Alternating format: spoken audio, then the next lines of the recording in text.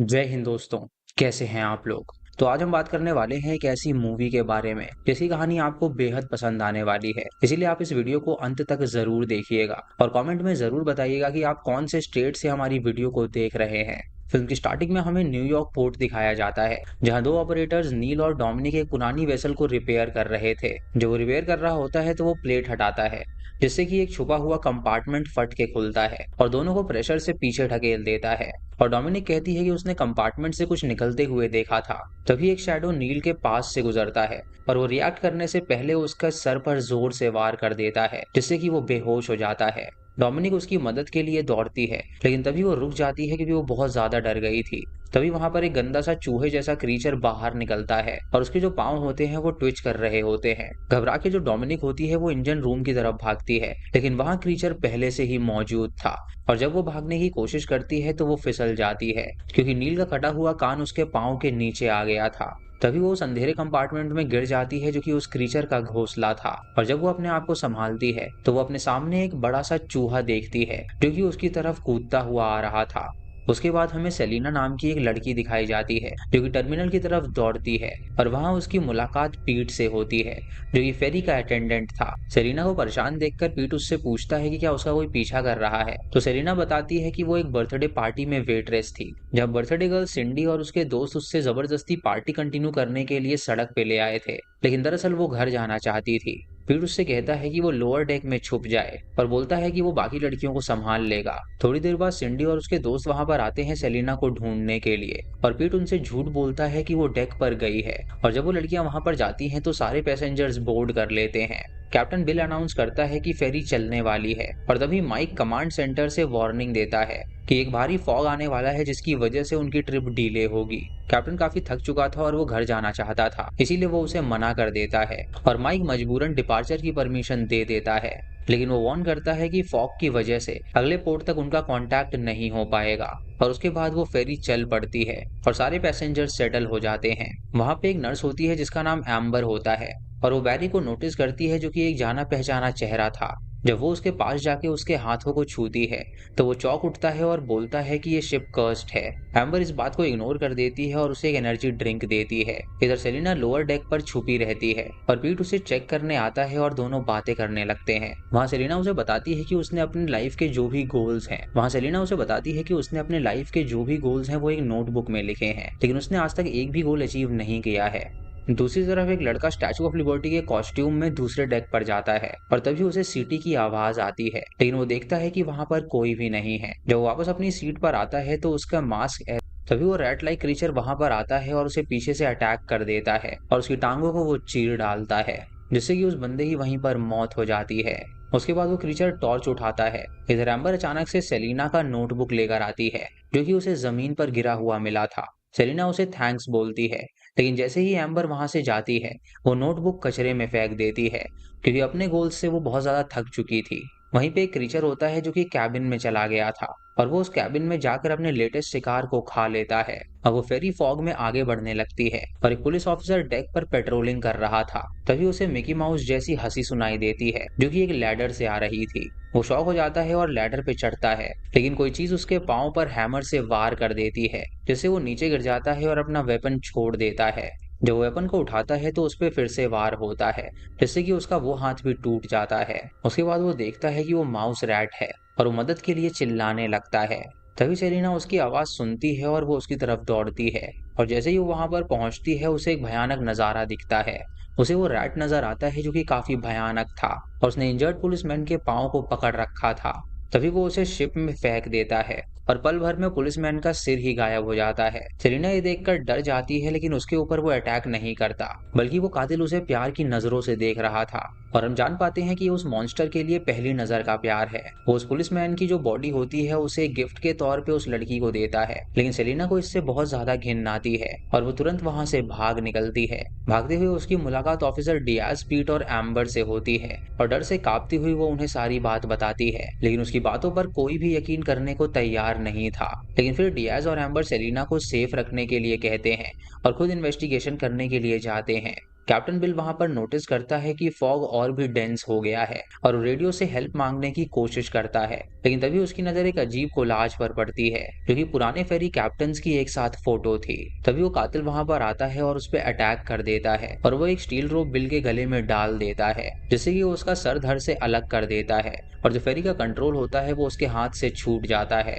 अब वो कातिल फेरी को अपने कंट्रोल में लेता है और उसे गलत दिशा में ले जाने लगता है और साथ ही एक पुराना Mickey mouse cartoon haunting tune whistle और साथ ही में वो विसल भी कर रहा था। थोड़ी देर बाद वहां पर टॉमी आता है जो कि सेकंड इन कमांड कैप्टन था और अपने कैप्टन का कटा हुआ सर देखकर वो दंग रह जाता है। अब बिना टाइम वेस्ट किए वो पीट को फर्स्ट मेट बनाता है और उसे कहता है कि वो डियाज को क्रू के लोअर डेक पर ले जाए और कैप्टन की मौत को वो सीक्रेट रखे। इधर जो कातिल होता है वो ऊपर डेक पर घूम रहा था और वो सिंडी और उसके दोस्तों को देखता है जो कि टिकटॉक वीडियोस बना रही थी। उसके बाद वो एक फोक लिफ्ट में चढ़ जाता है और उनके ऊपर चार्ज कर देता है, जिससे कि लड़कियां काफी ज्यादा डर जाती हैं और चिल्लाने लगती हैं। एम्बर जो कि पास से गुजर रही होती है वो सब कुछ देख लेती है और अब उसे यकीन था कि सेलिना सच बोल रही थी। वो जल्दी से सेलिना को ढूंढने के लिए जाती है और केओस के बीच पीट और एम्बर पैसेंजर्स को लेकर डेक पर जाने की कोशिश करते हैं, लेकिन दरवाजा अंदर से उन्हें लॉक्ड मिलता है। तभी सभी लोग वहां पर पैनिक हो जाते हैं और उन्हें बहुत ज्यादा गर्मी लगने लगती है, जिसमें एक क्रू मेंबर चिल्ला देता है कि कैप्टन मर गया है। ये सुन के पैसेंजर डर जाते हैं और पागल से हो जाते हैं। ऑफिसर डियाज बीच में आता है और स्पीच देकर सबको शांत कराता है और कहता है कि सब लोग साथ मिलकर सरवाइव करेंगे, लेकिन उसकी बात पूरी तरह अधूरी रह जाती है क्योंकि वो कातिल वहां पर पहुंच चुका था और उसने वो स्टिक उसके गले में डाल दिया था। तभी वो जो क्रू होता है वो क्रू उससे लड़ने की कोशिश करते हैं, लेकिन तभी वो कातिल उन पर ब्लास्ट कर देता है, जिससे कि जो पानी होता है वो डेक पर भरने लगता है। उसके बाद वो कातिल पानी के अंदर इलेक्ट्रिकल पैनल फेंक देता है, जिससे पानी के अंदर करंट दौड़ने लगता है। सभी लोग वहां पर चिल्लाने लगते हैं और उनकी बॉडीज गिरने लगती हैं। एम्बर, पीट और सेलेना मुश्किल से वहां से भागकर दूसरे डेक पर पहुंचते हैं, जहां उन्हें सिंडी बीच पर बेहोशी की हालत में मिलती है। उसके बाद वो ग्रुप डिसाइड करते हैं कि उन्हें कमांड सेंटर पहुंचकर रेडियो का यूज करना होगा ताकि वो फेरी को उस पोर्ट पे वापस ले जा सके। वो कातिल अपने शिकार को जारी रखता है और वो एक एक करके वहां पर लोगों को मार रहा था। तभी उसे बियर का स्टैश मिलता है और हल्की सी स्मेल उसका ध्यान भटकाती है। उसे लगता है कि शायद एक और सर्वाइवर उसके पास है। वो मातियो होता है जो कि अभी जिंदा था और वो अपनी माँ के साथ इलेक्ट्रोक्यूशन से बच गया था। तभी वहां पर मोजेस आता है जो कि मातियो को शिप के दूसरे हिस्से में ले जाता है, जहाँ पे वो दोनों सेफ फील करते हैं। इधर एक लड़की हैमी होती है जो अभी लोअर डेक पर नहीं गई थी। जब वहां पर जाती है तो एक पुलिस वाले को वो सोता हुआ देखती है और वो उसे जगाती है और कहती है कि लाइट्स में कुछ प्रॉब्लम है। ऑफिसर उसकी बात मानकर रूम में जाता है और अपनी गन निकाल लेता है, लेकिन वहां पर उसे कुछ भी नहीं मिलता। यहाँ पर ट्विस्ट ये होता है कि हैमी ऑफिसर को पहले से ही जानती थी और उसने उसे वहां पर रोमांटिक मोमेंट के लिए बुलाया था, लेकिन उसे ये नहीं पता था कि वो जो चूहा है वो कबर्ड में छुपा हुआ है। तभी वो बाहर निकलता है और उस ऑफिसर का गुप्त अंग काट देता है और हैमी ये देखकर डर जाती है और वहां से भागने लगती है, लेकिन वो क्रीचर उसके गर्दन पे वार कर देता है और वो नीचे गिर जाती है। सेलिना और बाकी ग्रुप कैप्टन के कैबिन की तरफ जाते हैं, लेकिन वो लोग सिंडी से अलग हो जाते हैं।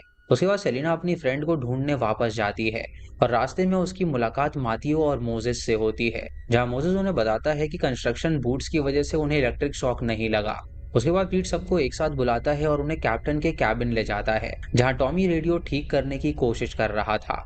तभी टॉमी को अगले रूम से कुछ आवाज सुनाई देती है और जब वो चेक करने के लिए जाता है तो उसे वो चूहा वहां पर मिलता है जो कि एक बड़ा सा टीवी पकड़े हुए था। तभी वो उस पर वार कर देता है और उस टीवी से वो उसका सर पिचका देता है, जिससे कि उसकी वहीं पर मौत हो जाती है। इधर सिंडी अकेले ही शिप पर घूम रही होती है और अभी वो बहुत ज्यादा नशे में थी। उसे रियलाइज होता है कि दरअसल वो खो गई है और उसे उसका फोन सिग्नल भी नहीं और उसका जो फोन था उसमें भी नेटवर्क्स नहीं आ रहे थे। वो रैट उसे नोटिस करता है और वो उसका पीछा करने लगता है और जब वो आउटर डेक पर पहुंचती है तो उसे सिग्नल मिल जाता है। तभी उसके फोन पर एक नई फोटो आती है जो कि उसके फ्रेंड ने उसे भेजी थी।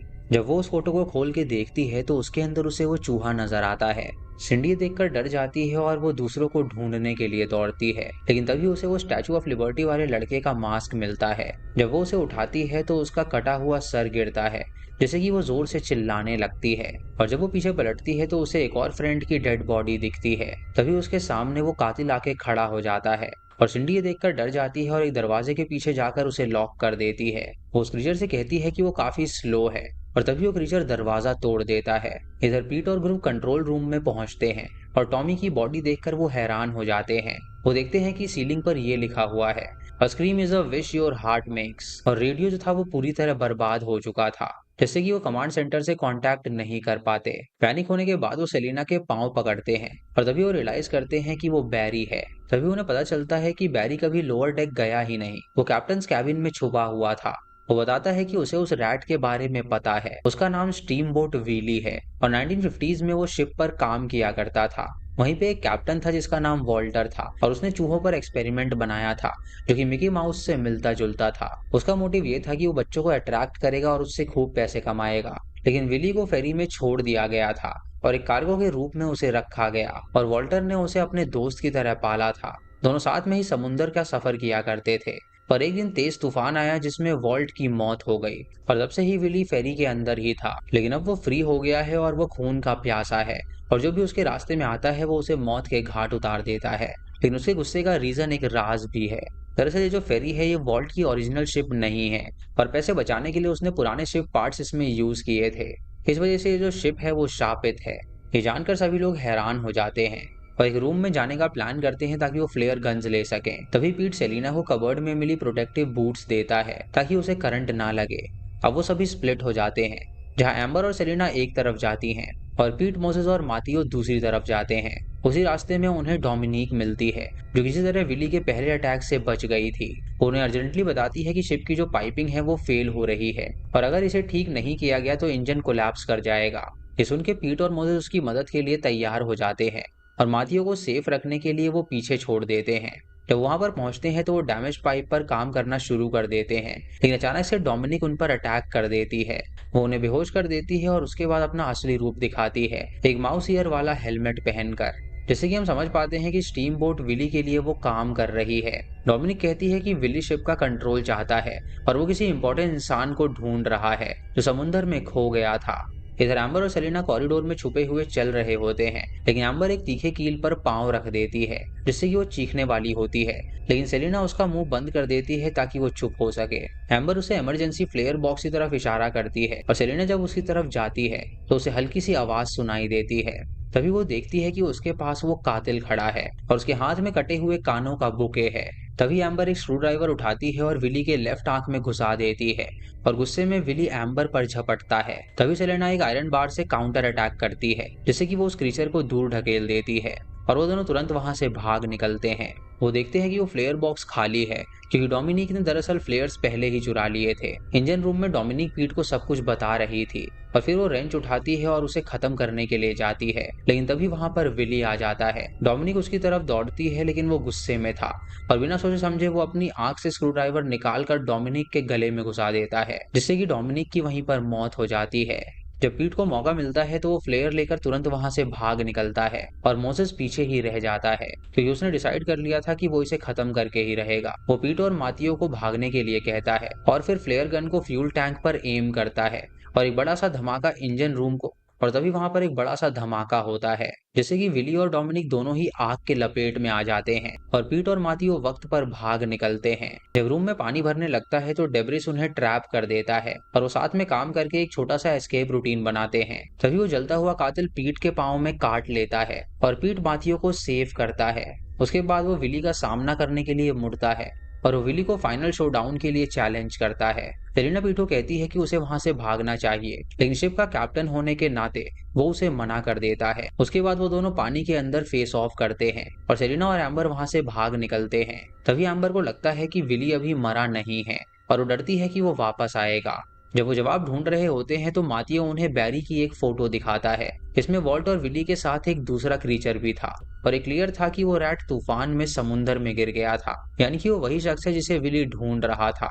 ये सुनकर वो दोनों हैरान हो जाती हैं और वो एक रिस्की प्लान बनाती हैं। सेलिना दौड़कर सिंडी का सूटकेस खोलती है और उसमें से एक व्हाइट ड्रेस वो पहन लेती है जो कि मिनी माउस के पुराने कार्टून ड्रेस जैसा था।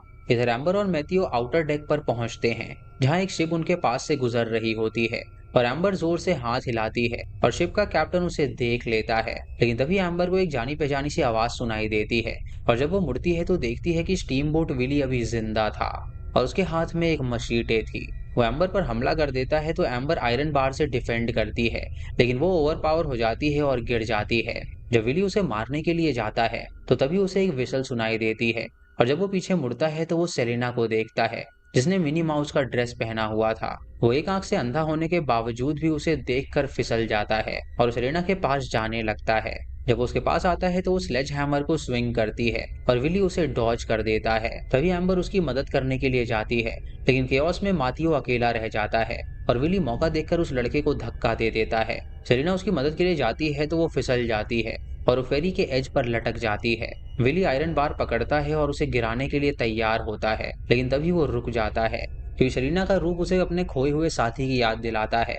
इसीलिए उसे गिराने के बजाय वो उसे वापस खींच लेता है और फिर एक फाइनल जेस्चर में वो उसे एक फूल देता है। लेकिन ये मोमेंट टूट जाता है जब एम्बर उठकर चीखती है, जिससे कि वो डिस्ट्रैक्ट हो जाता है। तभी सेलिना एक कैची उसके सर में घुसा देती है, जिससे कि वो गुड बाय विस्पर करता है और समुंदर में जा गिरता है। उसके बाद सेलिना दौड़कर माथियो को ढूंढती है और देखती है कि वो अभी जिंदा है। कुछ घंटों बाद वहां पर रेस्क्यू शिप आती है और उन्हें रेस्क्यू किया जाता है और माथियो का बाप भी वहां पर उनके साथ होता है, जो सेलिना और एम्बर का दिल से शुक्रिया अदा करता है क्योंकि उन्होंने उसके बेटे को बचाया था।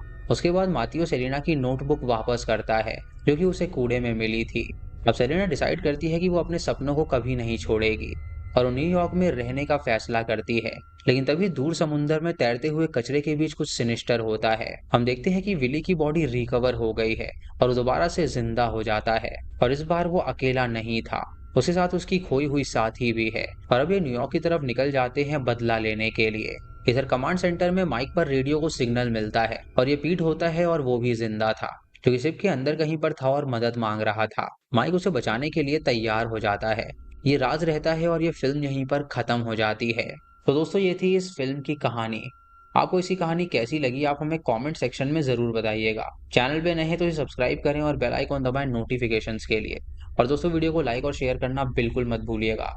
तो मैं मिलता हूँ आपको अगली वीडियो में। तब तक के लिए जय हिंद।